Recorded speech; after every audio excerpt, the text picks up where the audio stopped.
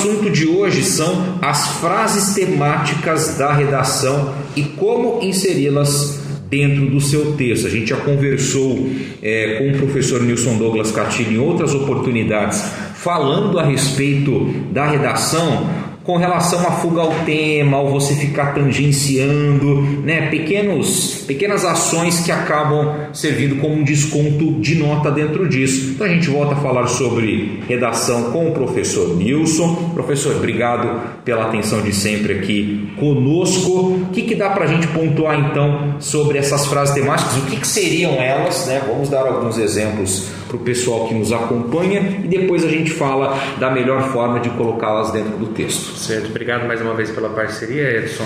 Quando a gente fala de frase temática da redação, a gente está falando nada mais nada menos do que o tema. Simples assim, só que esse tema ele vem apresentado numa frase que é colocada logo lá no enunciado da redação em negrito.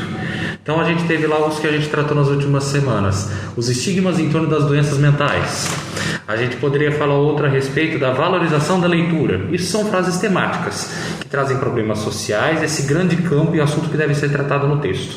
Qual que é o grande problema do aluno? Onde apresentar isso dentro do texto, sem parecer que ele está fazendo sempre uma cópia, repetindo as mesmas palavras.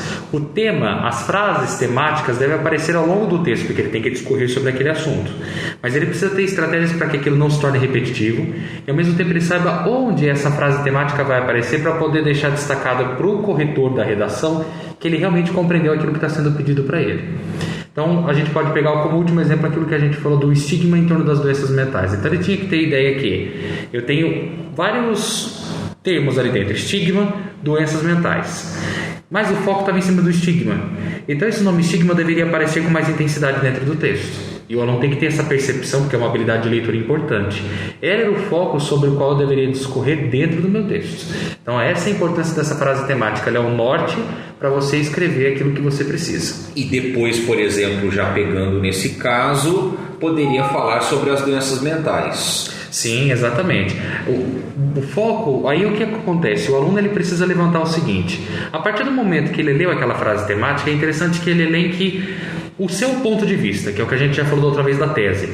Então, na sua tese, então lá, o estigma das doenças mentais, frase temática.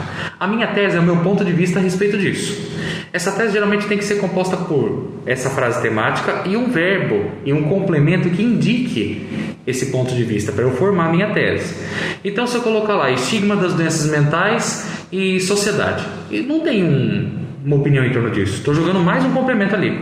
Agora, se eu colocar lá o estigma das doenças mentais está totalmente enraizado na sociedade, aí eu já levantei um ponto de vista. Eu tenho um verbo, eu coloco todo um contexto e levanto uma opinião acerca daquela frase temática, daquele assunto que está sendo colocado ali. E vale ressaltar que a partir do momento que eu faço essa tese, a partir dessa frase temática, aí eu vou trazer meio que respostas para isso, meio que uns porquês. Esses porquês que eu vou dando como resposta a essa frase temática, a essa tese, aí surgem os meus argumentos. Então, se eu coloco lá, o estigma das doenças mentais está enraizado na sociedade. Por quê? Dou um primeiro porquê, justifico, crio um argumento. Dou um segundo porquê, justifico, crio um segundo argumento. Então, a frase temática ela é o norte, é como se fosse a bússola para você começar a construir o rascunho do seu texto, para depois planejá-lo ali dentro de um texto completo, pensando daí só nas questões linguísticas. E geralmente eu consigo, então, separar o que eu devo trabalhar primeiro, o que eu posso deixar em segundo plano? Geralmente essas frases temáticas não é uma fórmula, mas geralmente isso acontece com frequência? Geralmente acontece com frequência, porque como é uma frase temática, o que a gente chama dentro da língua portuguesa de sintagma nominal, um sintagma ele tem vários termos, várias palavras. E é parte da habilidade de leitura e da interpretação do aluno conseguir depreender dessa frase temática qual que é a palavra mais importante. Porque se ele não fizer isso, ele pode fugir ao tema. E aí vem o risco de ele tirar uma nota 0 nessa redação. Porque, por exemplo, se a gente pegar aqui os outros temas, então, como foi do Enem Digital, desafio de reduzir as desigualdades entre as regiões.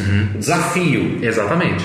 É o ponto do desafio, é o ponto-chave. Se eu fosse falar só das desigualdades, eu poderia falar qualquer coisa sobre elas. Que elas existem, isso é um fato. Sim. Que elas estão menos presentes em determinados países, também é um fato. Agora, o que eu quero ver é o desafio para reduzir essa desigualdade.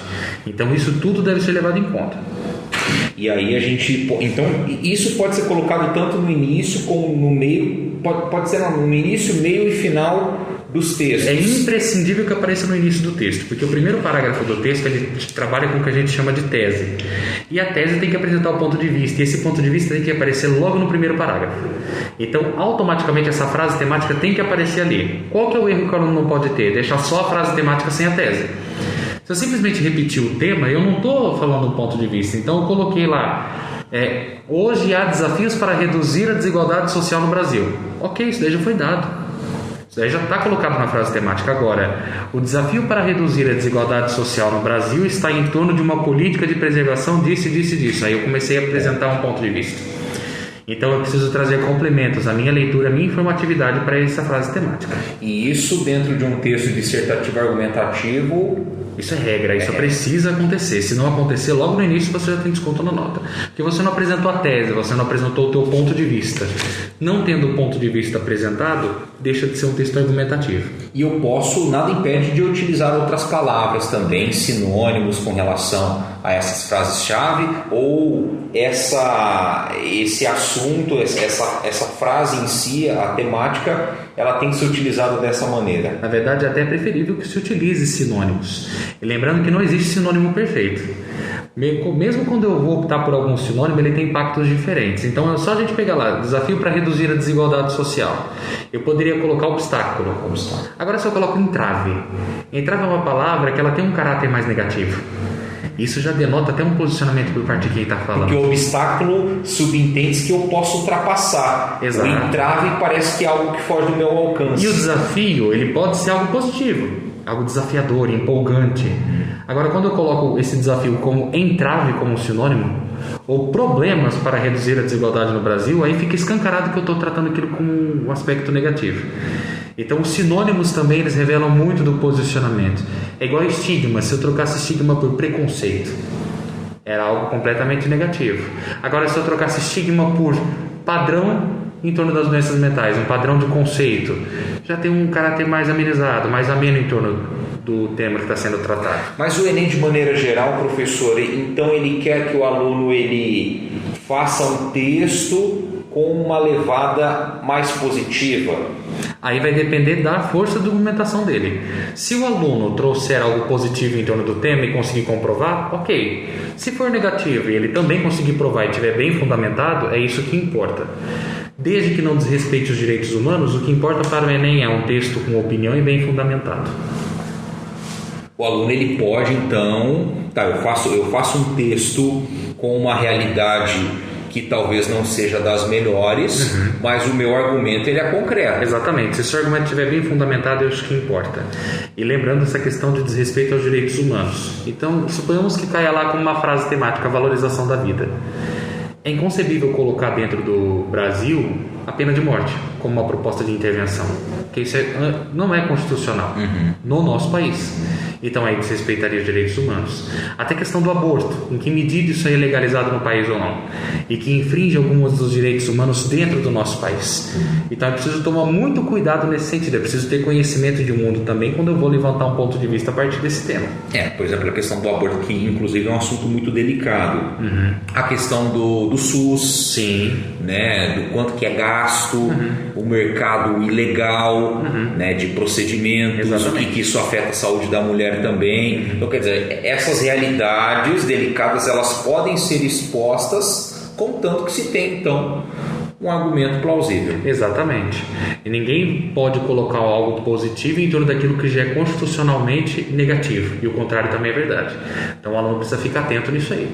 E pode ser utilizado como um atalho, justamente essas palavras que fogem um pouquinho do padrão. Eu acho que a gente já conversou, né, no outro FolhaCast e bateu muito nessa tecla da palavra estigma. Então talvez se o aluno ele olha ali uma frase temática e vê algum termo que foge desse padrão mais comum de utilização no dia a dia, já é quase certeiro de que ele deve começar ali o seu texto a partir desse termo. Sim, é importante que ele faça isso. Se ele tiver dificuldade de compreender o significado do termo, ele já vai ter dificuldade de escrita. Então isso daí revela aluno com baixa proficiência de leitura.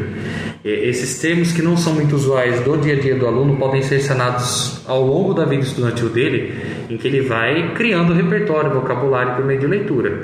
Eu sempre sugeria para os alunos, quando nós fazemos levantamento de repertório, de vocabulário, eles pegarem realmente os termos os quais eles nunca tinham visto no texto e pesquisar, fazer um glossário de palavras novas. Isso daí vai criando repertório. Pode parecer uma coisa boba, mas não é. O fato de eu anotar, de eu pegar uma palavra que é desconhecida do meu dia a dia, eu escrevi aquilo, eu tive um momento para parar e dar atenção àquele termo. Isso vai fazer toda a diferença. Bacana. Quer acrescentar, professor? Eu acho que vale a pena o aluno lembrar do seguinte: a frase temática é aquilo que vai dar o tom do texto dele. A partir do momento que ele compreende a frase temática, metade do texto dele está feito, porque houve compreensão global. Então, invista muito na leitura, invista na leitura de textos, de atualidades e, acima de tudo, entendendo que alguns termos aí que podem não soar familiares a eles devem ser pesquisados ou não tem que estar preparado para aquilo que vier, para que ele possa escrever. Muito bem, a gente encerra mais um FolhaCast aqui com o professor Nilson Douglas Castilho, do Colégio Marista de Londrina. Então, na próxima semana, a gente tem assunto novo para você que está nos acompanhando, tanto nos podcasts da Folha de Londrina, como também na versão online e impressa do Folha Enem. Um grande abraço a todos vocês.